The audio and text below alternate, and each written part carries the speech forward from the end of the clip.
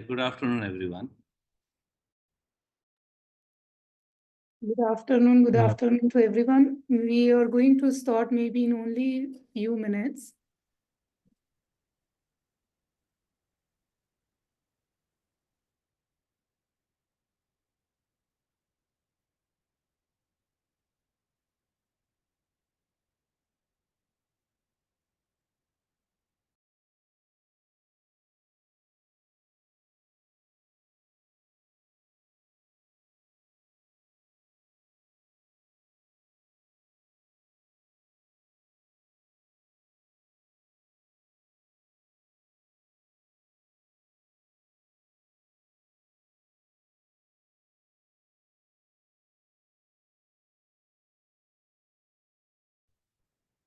Can I make a suggestion? Hello? Yes, sir. Yes, please. Yeah, you can hear me? Yes. Yeah, before we start, I think it'd be nice if we introduce each other or somebody introduce all of us so that we come to know the co-panelists. Yes, please. Go ahead and Mr. Krishna Singh is our moderator, sir. If you would like, you can start. I believe all the panelists are here. Sir, you are on mute.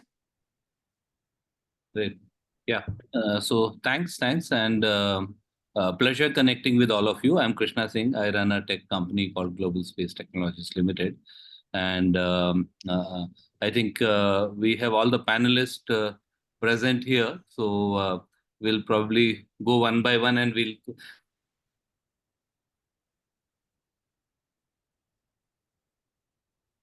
All of us would have got the questions which are kind of going to be asked. So I think we are all accomplished speakers. So I do wish that and hope that we'll be able to kind of create a good content for our listeners.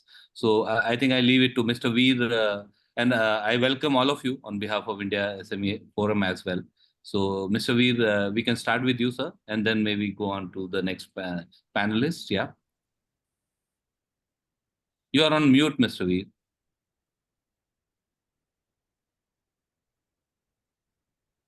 You are on mute, sir. Okay. When you say start with me, I just introduce myself and then you will ask questions, I presume, to each one of us. Yes, that's right. Okay. My name is Veer Sagar. I have about 60 years of working experience. Currently, I am the chairman of Electronic Export and Software Promotion Council, as well as chairman of Selectronic, which is a BPO company which does medical record review for US. I am also the owner of a YouTube channel called Learn with Veer Sagar and author of a book called Failure is Not an Option. And lastly, I have a cricket platform called Criconet, which does live telecasting of club cricket and hybrid coaching or hybrid distant coaching for academies. That's about me. Great, sir. And then we will go to maybe Mr. Saniya. Miss Saniya Jeswani. Yes. Hi, Namaste. I am Saniya Jeswani. As Krishna said, I'm not sure about accomplished, but definitely I think I am a startup founder. We started our startup 4 years back, and we are into medical device manufacturing. We are completely pro-indigenous, pro-cost-effective solutions that are made in India, tailoring them for the world. So this is a bit about us. I'm a first-time entrepreneur, so I started my startup in the final year of my engineering, and we are completely into modern, innovative solutions. We thought that why not give the engineers, who are me and my co-founder, let them give a modern touch to the archaic medical solutions, and let's look at revolutionizing and disrupting the field. So this is about us. I'd be happy to talk about our startup and walk everybody through the possible incentives that can arise from export opportunities, whether you're a healthcare company, finance company, cybersecurity company into the IT or ITS domain. So definitely looking forward to covering that as well. Thank you. Thanks. And then Mr. Ajay. Good afternoon. Good afternoon. My name is Ajay Singh. I'm currently heading as a supply chain expert in Hindustan Platinum. It is a precious metal industry. worked with almost 7 to 8 vertical of industry, right from steel to automotive to electronics to telecom, and now into pure metal, and 30 plus of years of experience in supply chain domain, taking care of all international businesses across globe, managing the supply chain across 50 plus countries, and uh, supply chain is like a bread and butter for any industry, and that's what the domain I am handling it currently, and I think I'll be able to put some justice to the this topic of today's context. Thank you. And then we have Mr. Manish Srivastava. Yeah, thank you, Krishna. And I would actually want to especially mention thanks to Mr. Veer as well for raising this point to introduce all the panelists, among each other. So I'm Manish Srivastava. I work with UPS as sales manager for expansion territories uh, for India, wherein we basically work with the customers across, who are into the international shipments. We work with them as a supply chain partner and help them in delivering their shipments to across 220 countries and continents. And UPS is one of the leading organization. It's about 17-year-old organization, wherein I've been associated for the last 4 years. In totality, I have about 19 and a half years of experience being working into logistics. Thank you. Great, Manish. Thanks. So Najma, you can let us know if we need to go live or I don't know. Yeah, right now we are going to start and the session will go live. So people were there in the webinars and they were listening to your introduction also. But now we can start with our session. Thank you. Great. Yeah, so good afternoon to all. I think it's pleasure connecting. Sir, just a second. We will play some videos and then we will start. Just sorry. No problem. No problem. So you let me know when to start. Yeah, definitely.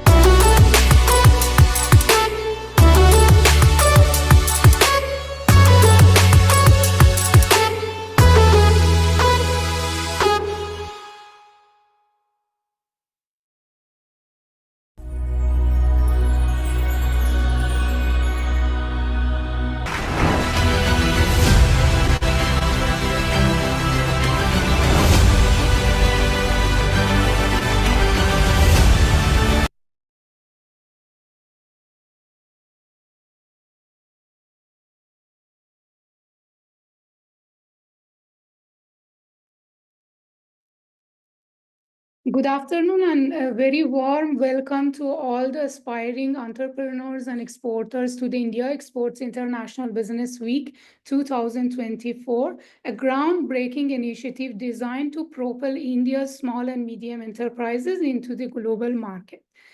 This special series of webinars, which will be available later on YouTube, has been curated to provide Indian entrepreneurs with focused sector-specific knowledge in short span, equipping them with the skills and insight necessary to become exporters in their respective industries. Through this initiative, our aim is to support thousands of entrepreneurs on their journeys to international markets, fostering growth and success for India's SMEs across diverse industries. The conceptualization of India exports stems from the belief that India's small enterprises possess immense potential and are capable of making significant mark on the global stage. However, to realize this potential, they require targeted guidance, especially in niche sectors. This is why India Exports is not a one-size-fits-all program. Rather, it's tailored through focus areas including textiles, beauty, pharmaceuticals, and today's highlight area, which is the services, ITES sector. This session focuses on the services, IT and ITES sectors, which is, although underrepresented, has a substantial demand globally and offers tremendous growth opportunities. The expertise of Indian entrepreneurs in IT and services has already made a name worldwide, but there is untapped potential that we aim to highlight and nurture. Moreover, with the growing trend of outsourcing, MSMEs are in a prime position to extend their services internationally and establish India as a hub for global IT and service solutions. Through the insights shared in this webinar series, we bring together industry experts, successful exporters, and thought leaders who will offer practical advices and share experiences to guide our entrepreneurs in this high potential sector. We urge you to please ask your questions in the chat box to our esteemed panelists that I'm going to invite them right now to the session. And with that, I would like to welcome our esteemed speakers and moderator to the first webinars under the India Exports International Business Week 2024. Please welcome Mr. Veer Sagar, Chairman, Electronics and Computer Software Exports Promotion Council. Welcome, sir. I would like to invite the second panelist, Ms. Saniya Jeswani, co-founder, Perkant Tech Private Limited. Welcome, ma'am. I would like to invite the third speaker, Mr. Ajay Singh, Chief Supply Chain Officer and President, Hindustan Platinum. Welcome, sir.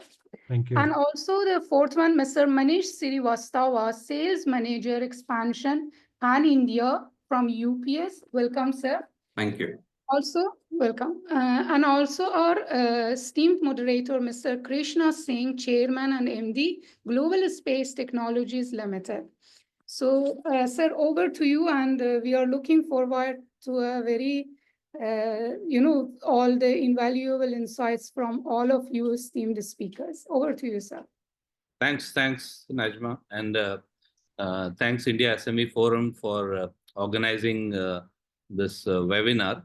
I think it's going to be of an immense value to most of the MSME organizations who are aspiring to be global players. So I think I personally believe that dreaming big, both in terms of your I would say operations of an organization and global reach, is something which has to begin when you are small, when you are nurturing your organization. So I think today's discussion, which is going to be focusing on how do we create opportunity in IT and ITES from an MSME perspective.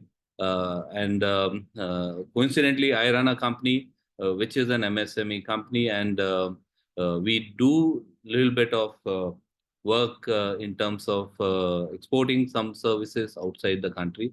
And as Najma rightly said, that in India, today, the whole export which we are doing for IT and ITES, primarily it's about manpower outsourcing. If we talk about it in a very crude language, I'm sure my esteemed panelist would agree with that. And so before I really get on to those perspective, I think we have got a really, I would say, well accomplished panel here to throw some insights into the overall market perspective and industry perspective. So to just set the ball rolling, I have a personal belief that we being there as a manpower outsourcing country, of course, that is bringing in a huge amount of foreign exchange to the country. But I think with the changing landscape, changing technological, I would say, the landscape and the overall background, we need to evolve. And there are large players who are there in the manpower outsourcing business or a standard IT services export, if we would like to say that way. But I think moving to the level of being a IP driven or somebody who is specialized, I think MSMEs would play a very big role. And there one could look at a lot of subject matter specialists coming up, creating some kind of an IP, which would have a much better value in the international market, and which also creates kind of a demand in the global market. So this is my personal perspective, but I think what we would do here today is get an expert's view in all these domain, and understand how and what should be done to tap this opportunity, and also evolve our country from being just a manpower outsourcing country to somewhere where the true IP is generated, and which has a much better value when we look at it overall value chain. So I think I would first like to ask Mr. Veer, who's our panelist, that what do you think, sir, the current landscape of the sector? If we look at it from a global perspective, what is your views in terms of the landscape which is there globally in terms of, I mean, your technological evolution or the market evolution? So how are things is what we wanted to ask you. I think you are on mute, sir. Please unmute yourself.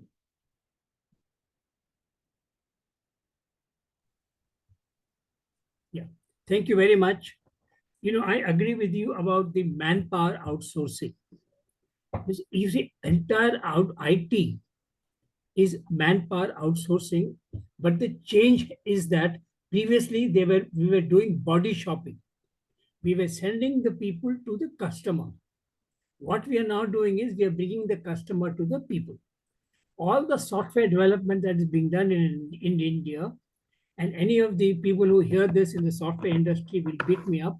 They're doing this regularly because I hold this view for a very long time, is exactly this manpower outsourcing. What we are doing is somebody is telling us, do this, we want this program written, we want this data entered, we want this design made. They give us the specification, they give us a time frame, and they give us the money, and we deliver. We deliver probably the world's most efficient answers. So that's what we have been doing. All that's happened is because of the various changes in the American economy, where they got tighter on the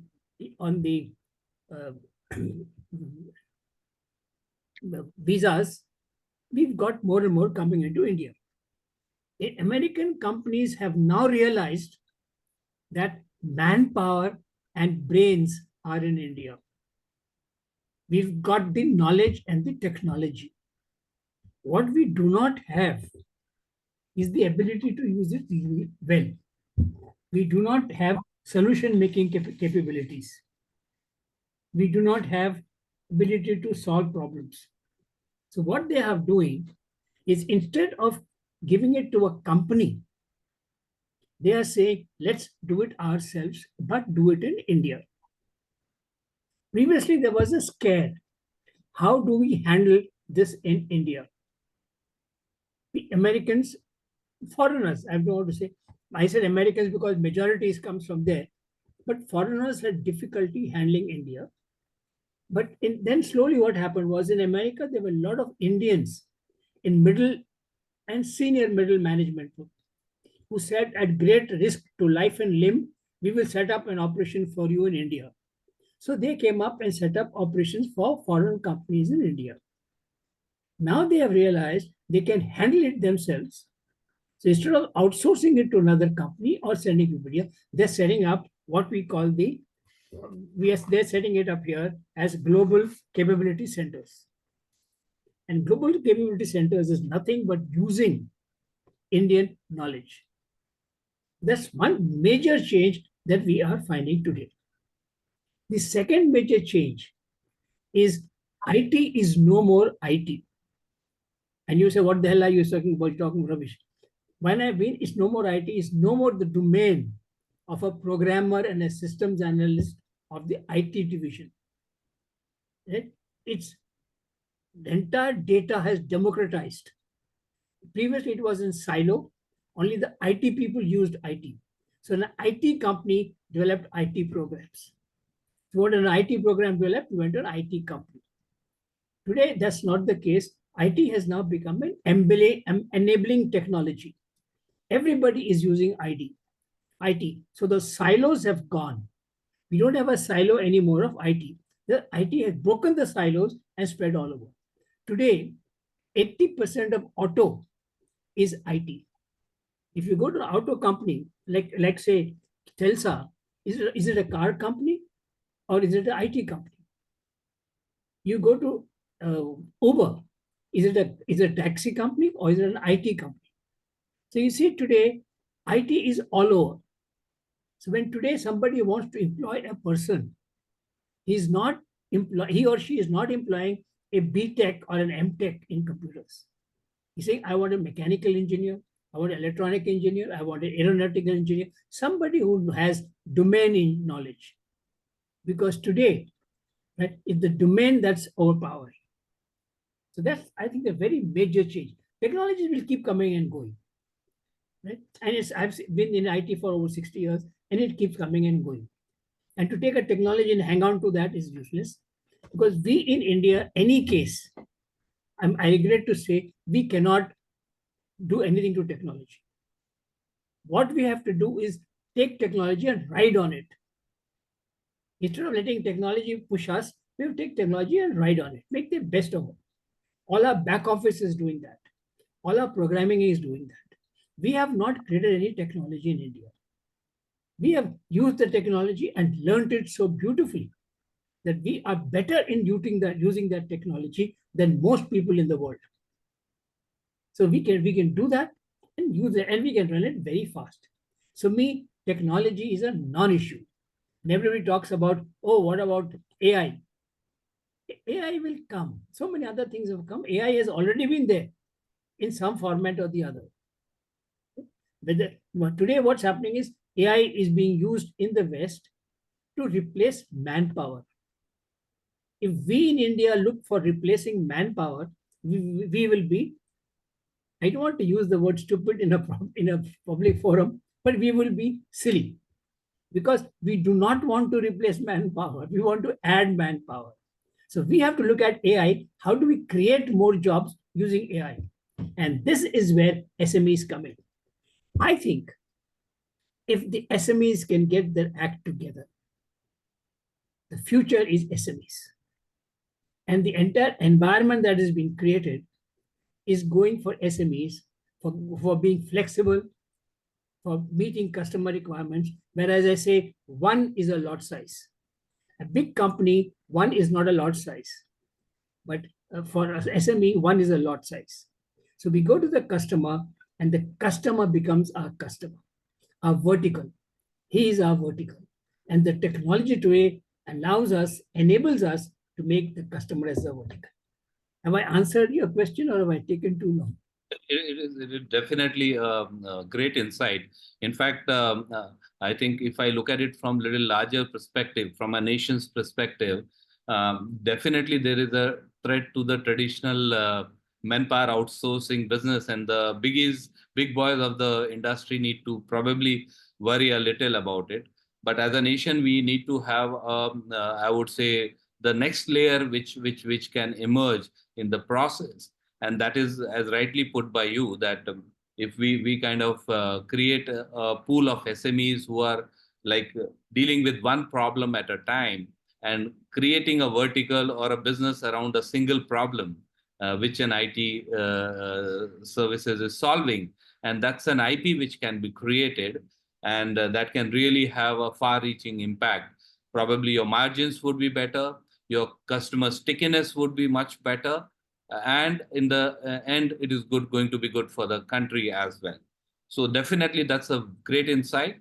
And I think one more thing you mentioned, like the moment we talk about IT, it is mostly America, which comes to all of us mind. And that has been the site, though I'm very sure globally there is a decent amount of business all big companies are doing. But I would like to probably go to Manish and understand that today you've been exporting globally services and maybe tech. What according to you is low hanging markets for Indian MSME? Suppose we get into good AI or any other IT enabled solution, which could be some hardware, which could be some devices, which could be some services, or for that matter, any new solution. So, which region, which country has a greater promise and reason for that, and where it should be looked at? Yeah, so to begin with, actually, Krishna, I would like to state a few facts, as if how, adding to what Mr. Veer in fact mentioned. So from India perspective, while we look at IT, or let's say technology industry, it turns out to be one of the significant catalyst growth contributor for our country's economy, right? Where in financial year 23, it had a contribution of 7.5% to our GDP, and it is expected to contribute about 10% in 2025, by 2025, to the GDP of the country. And at the same time, it actually holds about India IT industry itself, holds about close to 52% of global outsourcing market share as well. So we are actually in a very prominent stage, right? But yes, having said that, there is still a lot for us to do. So while I talk about the promising markets, I would still go with US remains to be one of the highest market at this point of time, and followed by EU as well as UK.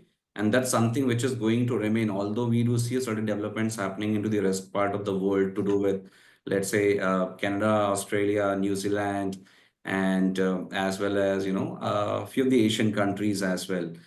But yes, I think these are the kind of developed markets, and this will actually remain in focus from MSMEs perspective for the future growth potential as well. Great, great.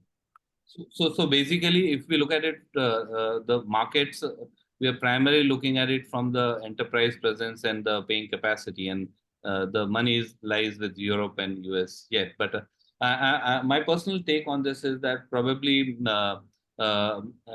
Africa is upcoming, Middle East and other markets definitely are going to be quite promising.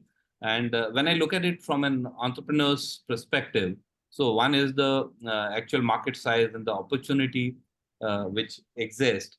But the other aspect of it is also competition, that what kind of competition is there, and do we have a competitive edge or advantage there? So I would like to ask Mr. Ajay, so how do you see MSMEs specifically? Because see, we are not really backed by a strong brand or equity in the market. It is primarily a service or a customer which kind of helps us thrive. So how do you see competition being handled here, and what are the edge which Indian MSMEs can have potentially have to maybe make inroads into the market?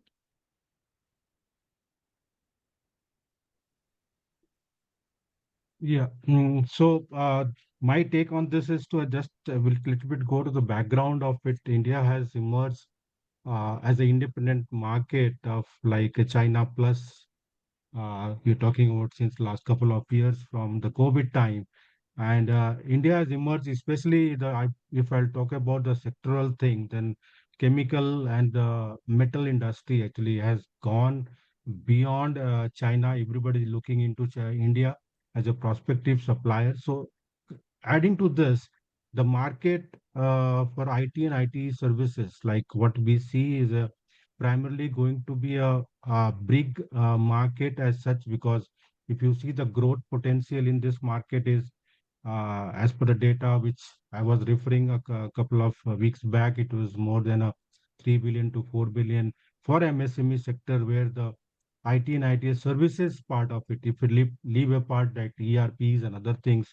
So primarily, if you see the major part of it, I think the point which we are really need to take care of it, like everybody is now talking about the sustainability part of it, right? ESG compliance, sustainable, uh, and then when we are going for scope three, then mapping up to scope three not easy.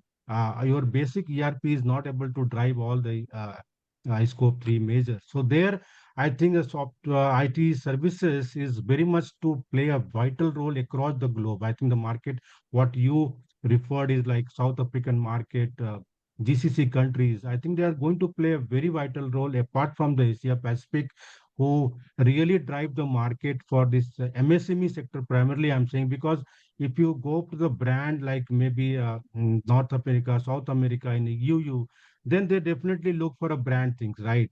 But if you are really looking into the MSME, the market is like GCC and then the African market, and leave apart some part of the Asia Pacific country, where major role they will play into plug in into some services where really supporting the all the IoT devices, supporting into the software, machine to machine. Because if you see, I remember a couple of years back when I was working for a telecom company, we estimated like in 2010-11 that around close to 50 billion devices will be going to talk to each other in by 2025.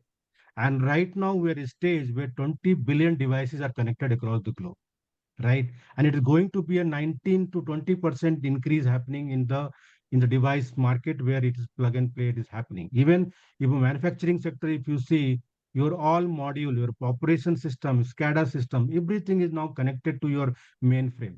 So now there the services are really being looked into it, where services are going to one of the primarily factor to support this thing. And I see it a very large amount of these services are going to play a very vital role as per the Indian, if you see the Indian context. Great. I think that's a nice point you have brought about. That one is kind of going and finding it out in the developed markets. But I think initially Mr. Veer also said that today IT is everywhere, and the need of IT is felt in the smallest of the things, and it is no more. It's true democratization of the technology which is happening globally, and less served markets could be a better opportunity for MSMEs, which can give them some kind of an competitive edge in the sector. Now, my next question would be to Saniya. So, you being from medical device and the tech industry, so overall, like, how do you see the regulatory landscape when you are going to be exporting these services? I do understand that if you are looking at Europe, GDPR and all from a IT services or a platform perspective, it's pretty complex ecosystem. But what's your view and maybe experience which you could share with our listeners. Absolutely. So definitely, I feel that the core of any offering within IT or ITES, as the panelists before me have rightly pointed out, that the core offering is how we are able to take an autonomy of the entire product life cycle. Well, we are coming from an age where India was definitely an attractive country for all the global competitors, all the global companies and counterparts over there, to have India favorable in terms of low labor costs. And this has significantly added a mindset that India is the best place that we need to go to outsource any kind of product component specialization or product component extraction. Now, given this, the entire IT sector, now be it health tech, cybersecurity, finance, any sector that we're talking about, I have observed that India has seen a drastic change where we have started that we were giving off a particular part or a component of an entire product life cycle. India was responsible for only delivering one small part. Today, with the intensive indigenous research development that is happening across all the departments, all the incentives that are being offered by the departments, and all the companies that are taking the battle in their hand and ensuring that, yes, the compliances, the regulatory, as well as the research and development is top notch. We are finally at a place where we can claim the entire ownership of the product life cycle and switch the mindset of just a component outsourcing to taking full stack development in our hands. Now, given that we emerge from this kind of a strength, I believe that how do we position MSMEs to be prepared for any kind of export opportunity? Where we're talking about that, yes, MSMEs are intelligent enough, competent enough to be able to give favorable solutions in the Indian market. How do we make sure that we are well positioned? And for the answer, I'll circle back to exactly this. The answer is just one word, that is compliances. How do you make sure that your solution, even though it is the most cost-effective solution, most research solution, it's patented, how do we make sure that it is set apart in the entire global landscape? And this is where the answer comes from. We believe that a lot of opportunities are being extended, be it in terms of Startup India, since we are a startup as well, we're supported by Startup India. We have seen multiple opportunities where we have spoken directly to the embassies of different worlds and different countries. And we have seen that, yes, you get a great exposure in terms of a startup which is developing an innovative solution. But the point is, are we ready? And how do we get ready is exactly the answer where we circle back to. How are we making sure that our compliances and our regulatory practices are in place? So whatever field we may be it cybersecurity, finance, healthcare, health tech, medical technologies, any which sector that we talk about, it's very important that we focus a lot on the complex and regulatory landscapes, because the stringent conditions that let's say disable export for the Indian MSMEs is because their regulatory compliances are not in place. So across 2 years of hassling through understanding what exact regulatory compliances fall well within our field, I just have 3 suggestions for all the startups here. First of all, make sure that you have all the essential tests in place, be it for your product, be it for data privacy and security, for your software solution, be it all kinds of essential performances that are applicable in your field. If you don't have the knowledge for it, make sure that you have enough partnerships with the relevant government departments and you are able to get access to these particular information. And third, most important point, spend money into assembling a team that is going to give you an entire insight into compliances and regulatory. Have an advisor, have a team, and get started. Because we believe that opportunities are there, the product is there, our USP is there, but are we well positioned to enter into the export market? I think we should be well prepared. So that is my answer to your question. Great. I think you kind of subtly brought about a point which is like quality consciousness. So in one word, we can say that yes, compliance and regulation, definitely everything is kind of tailored towards ensuring quality of the product or services you are delivering to the specific country. And of course, those countries' specific regulation would also going to play a role in the whole process. So I think these are very, very critical aspect. And I think from an MSME's perspective, when we are looking at opportunities outside India, it's basically the brand India which is at stake. And one has to have these aspects very, very seriously viewed and taken care of when we are kind of doing business out of India. Now, coming back to Mr. Veer, So, what are just from the standpoint of government support to the sector?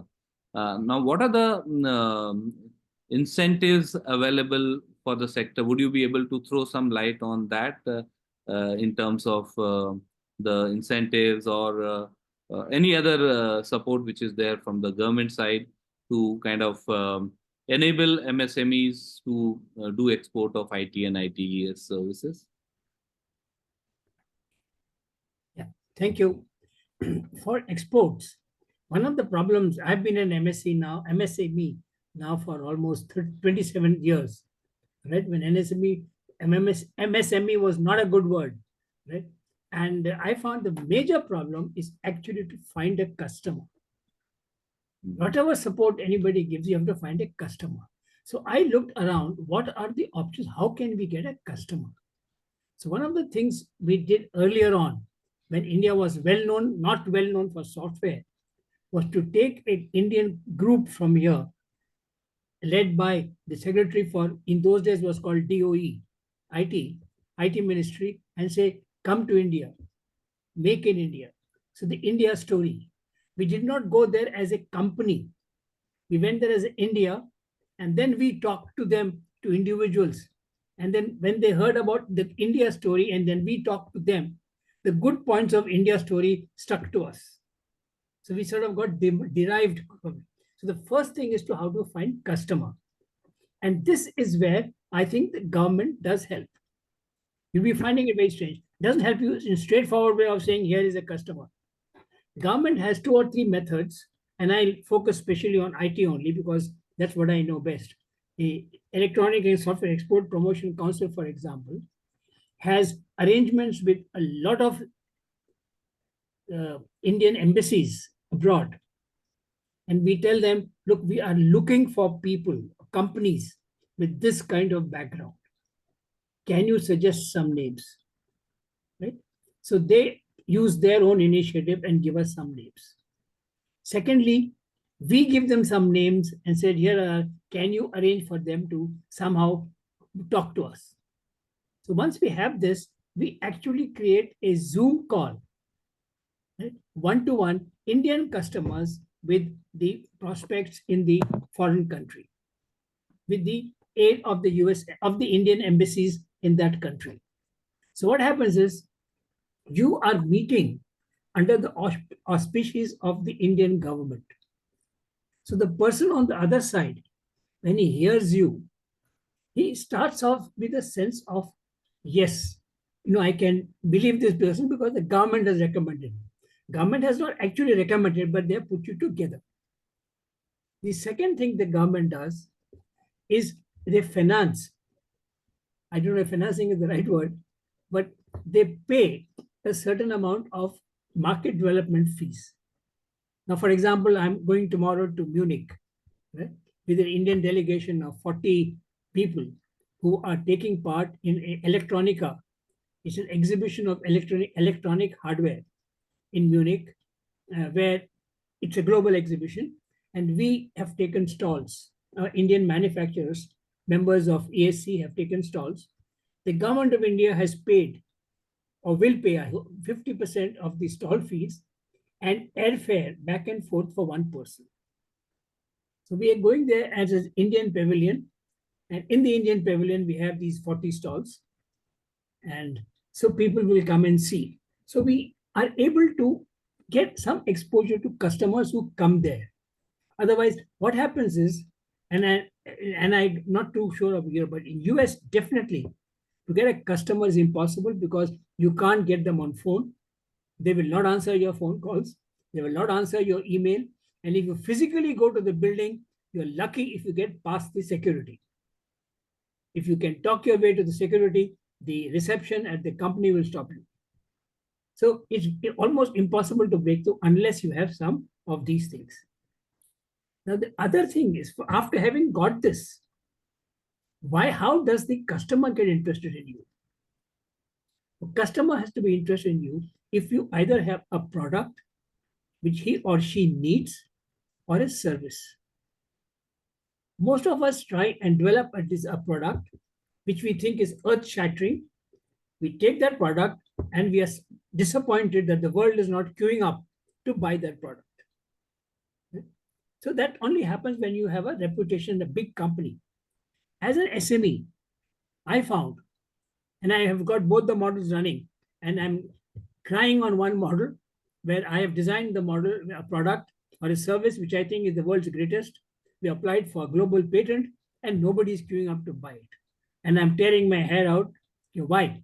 And I have another model, another part of my company, which has actually got a service which the American customer wants, and I can't get enough of it. So there are both the models, but if you have a service, and once you've got the customer, the main thing is the customer has to trust you.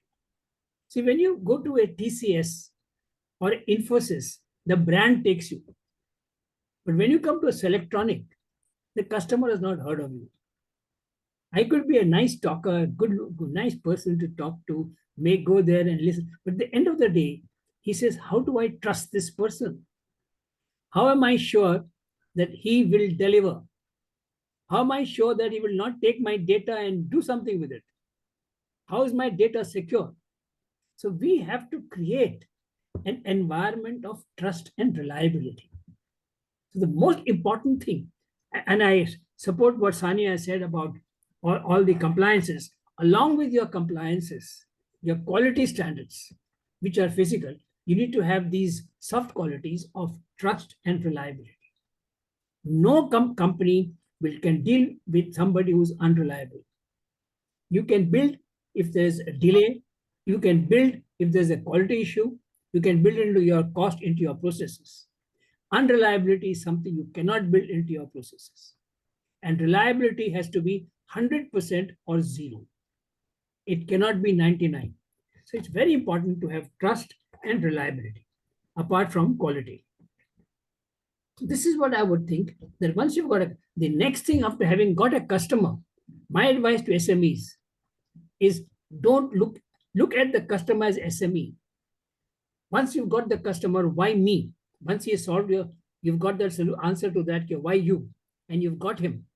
Next to tell him is what else?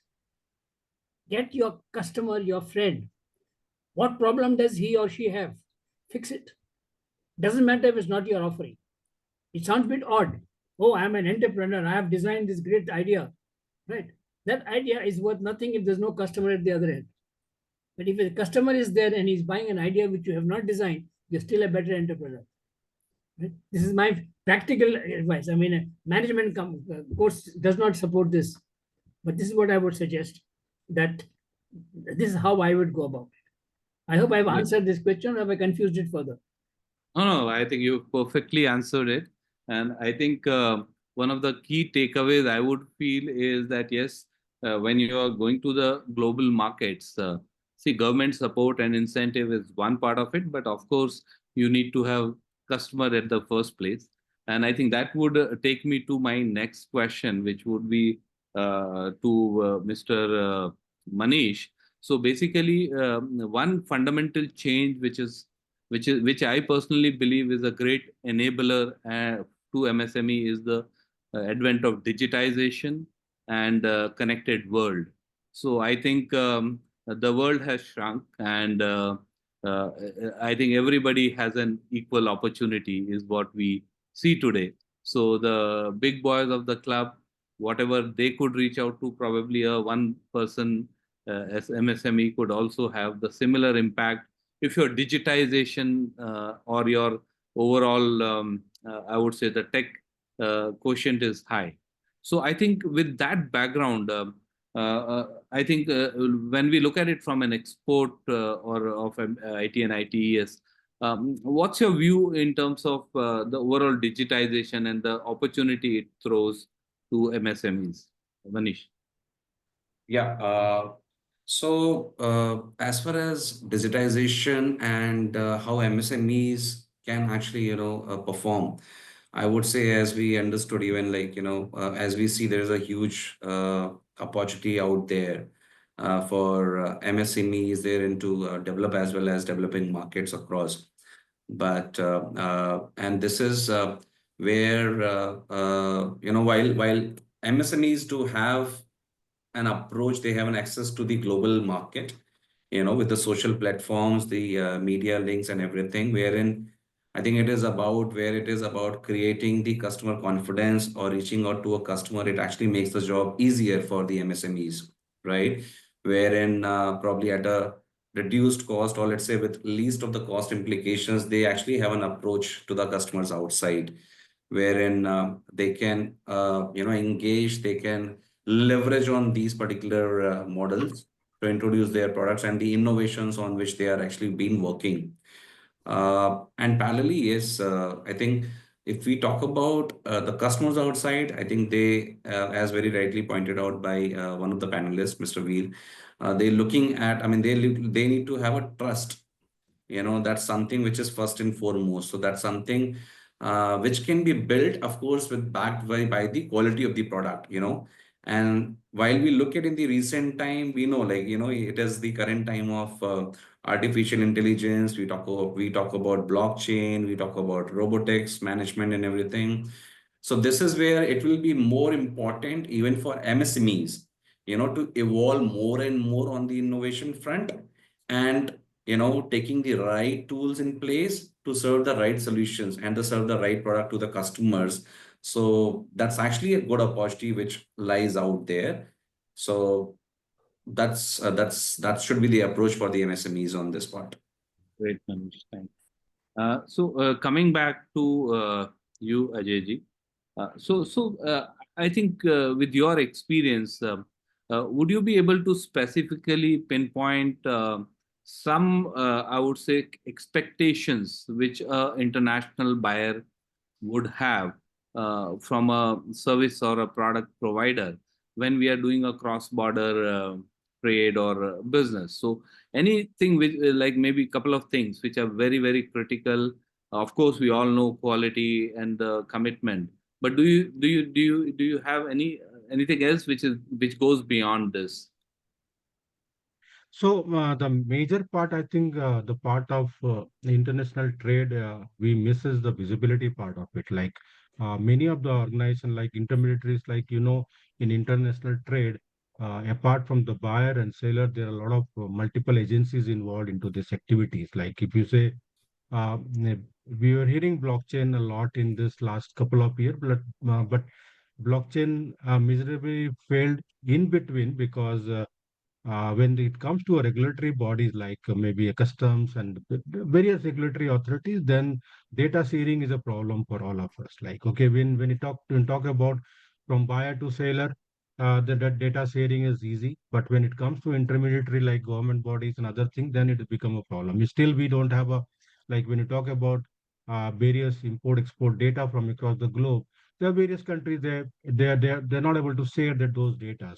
So the visibility is one part. I think that is where it comes to play a very vital role. And I think when we talk about the integrated system, that is where MSME can come into the picture, play a very vital role.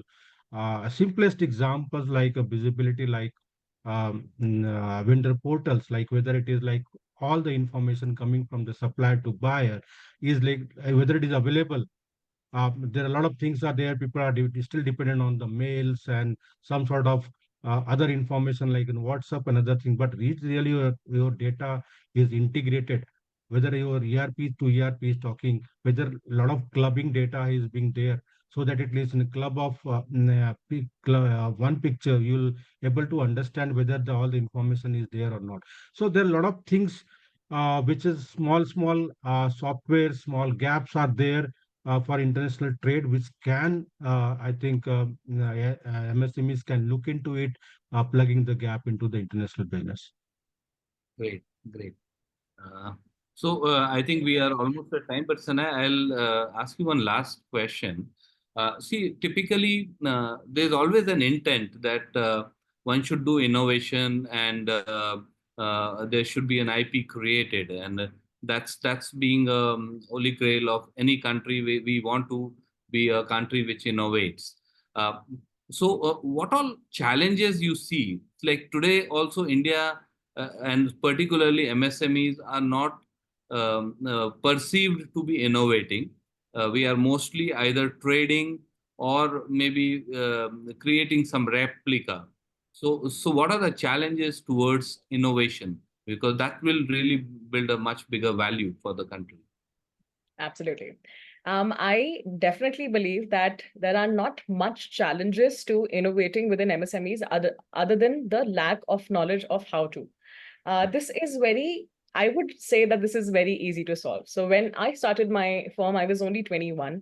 I'm 26 today. After running my startup for over 5 years, we have filed an international patent. We have a product patented across India and US. We have garnered attention not just from the Indian players, but also the international accreditation, such as from organizations like World Health Organization in our medical sector. So I definitely believe that when we started, it's very important to be aware of what exactly are the schemes in the market. So let me give you this perspective to all the startups that are listening there. In India, we have established this, that you get a lower cost in comparison to any other cost that is there for either labor, the components, the raw materials, in comparison to any other country in the world. You already get this advantage. Now there is already a substantial amount of investment that you would be saving when you are going to produce locally. The amount that is saved, we get a bandwidth to reinvest it into research, development, and understanding what scope of innovation that can be there. Definitely, we got the product patented, which I think is one of the most difficult things. However, let me tell you, the patent does not only revolves around something just so complex. It can also be a design patent. It can also be a process innovation. It could also be a simple value addition to something that is existing, that is already existingly patented. So it is how your value addition is something that is adding up to contribute to something being called as innovative. So even one simple change can actually give you the benefit of getting something within your process, product, or services patented.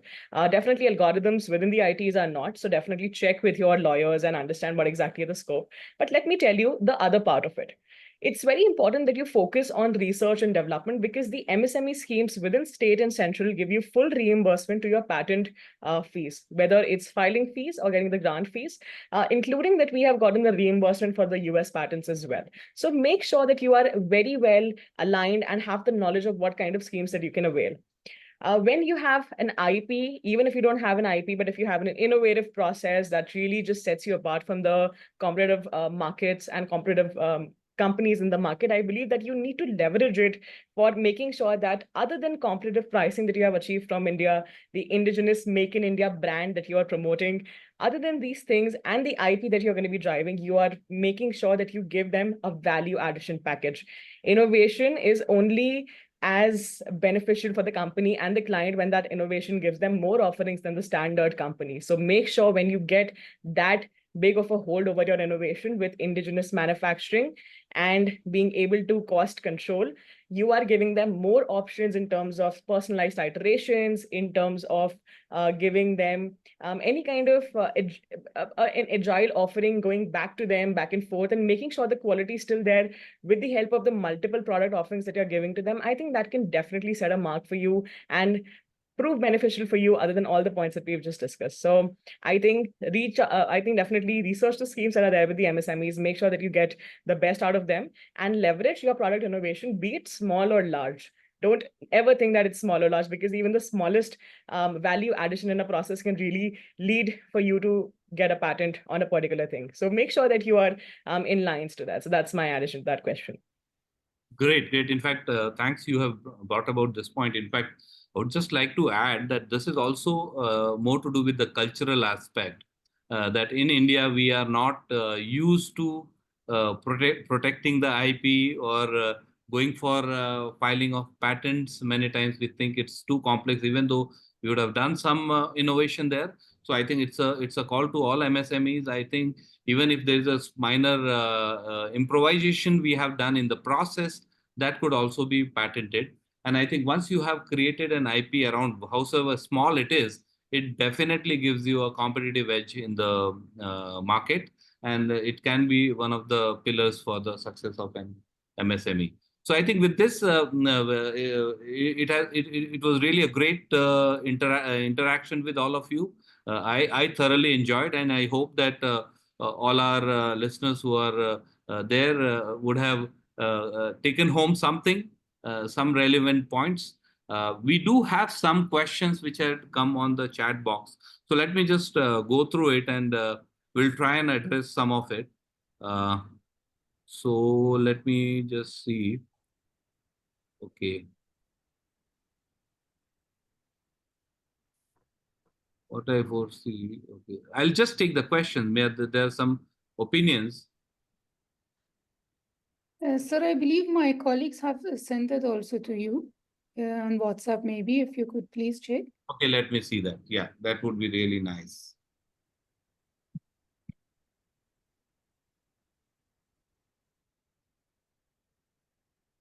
Okay, so the first question is, how does Gen AI impact the future course of market needs, especially the target markets and opportunity for MSME? This question is typically for IT service providers from MSME perspective. Probably I can answer this. I run a tech company, and I think this is one of the very, very widely debated topic, that how the Gen AI is going to impact the overall tech industry. Personally speaking, I see this as a great opportunity and a leveler, because I think from where a small or a micro MSME would start, it's at the same level probably a Infosys, TCS, or Cognizant would also start. So both of us are on the same level. So if you have a very strong tech team and understanding of the technology, and if you could bring in for that, it's a great opportunity for MSME to create a specific solutions around Gen AI. And as being told by my panelist earlier, that see, this is something which is going to be used across. It's not just limited to few sectors, and it's a true democratization of technology which is going to happen. So definitely, Gen AI is going to be having a great impact. Of course, there are some ethical considerations. There's a government policy making which is happening in the background, but definitely it's an opportunity for subject matter specialists. Okay, I'll go to the next question. How should we market our services? Indians have an image of scammers. It is very difficult to build trust and get clients. Of course, I may not agree with the second point, which is that we have an image of scammers. There has been an enhancement of image, like when we travel across, we've experienced that. What it used to be, it's far better now. But of course, how do we market our services? So any of the panelists would like to throw some light on this? I'll answer that. Yeah, please. I'll answer that. You see, luckily for us, when we say us here, we are basically focusing on IT. See, Indians have a reputation for being bit economical with quality, but not in IT. Fortunately or unfortunately, we started IT only as an export activity. We did not have any domestic market for IT. So there was no IT made for domestic customer. So all our customers were export customers. And therefore, we always not only gave quality, we gave better quality than the best. So we have a reputation for quality. Then came in the body shopping, and we sent good people there. And today, if you look around, most IT companies in the world, senior people are Indians. So generally, there is a perception, there used to be a joke that in the Silicon Valley, that a man went and applied for a job. His name was Joe Smith. And they said, no, your name is too complicated. He said, why? You should be somebody called Chinnaswamy Venkateshwar Rao, then we'll probably give you a job. Because at that time, you see, it was everywhere, so IT. So therefore, that thing is not there. The other thing which one has to do for SMEs, because SMEs by definition do not have marketing money. I have 30 years in my company, 27 plus, no marketing guy. I'm the marketing guy. You need to market by osmosis. Use your customers as references. Get your customer to introduce you to his friend. If he's happy with you, he will do it. If he's not happy with you, he'll find a way of not doing it. Right? The most easiest way for him to say, yes, I'll do it, no problem, and then forget all about it. But if he will. All my business has come through word of mouth, through references. And when you get through references, you're already pre-sold. All you have to do is deliver. So these are my two suggestions that do not scrounge on quality. Do not scrounge on, because quality is now a given. Nobody, you cannot go to somebody and say, okay, look, I'll give you a good quality. It's given.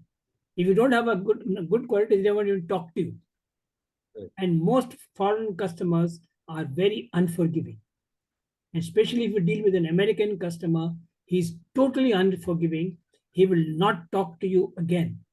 An Indian customer, you can go back to him, press his hand, press his legs, say, I'm so sorry. He will give you a second chance, not him or her.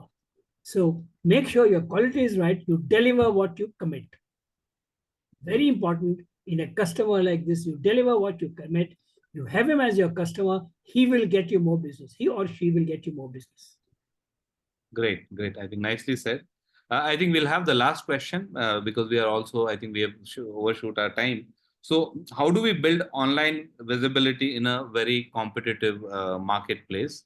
So this probably any of the panelists who think they can have a different perspective would love to hear their views. I'll take that question. Definitely, I think that resonates with the last question that I just spoke about. That's innovation. Definitely, when we are talking about e-commerce and all kinds of digital presence that's available to all the SMEs, we get a unique advantage into positioning ourselves the way we want to position ourselves.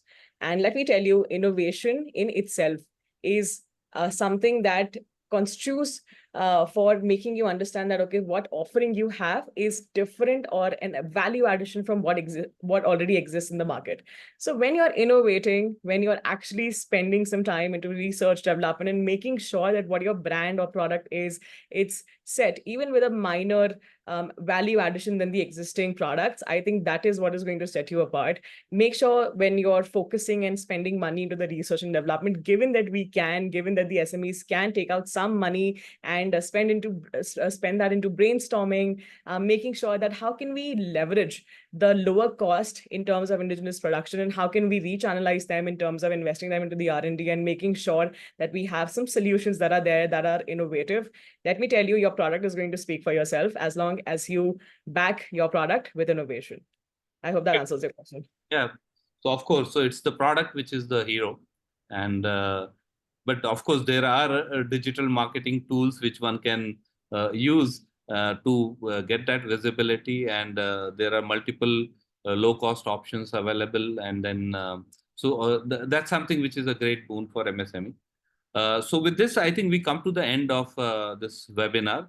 So personally, thanking each and all panelists. Thanks for your time, and it was great interacting with each one of you. And now I hand over to Najma. So over to you.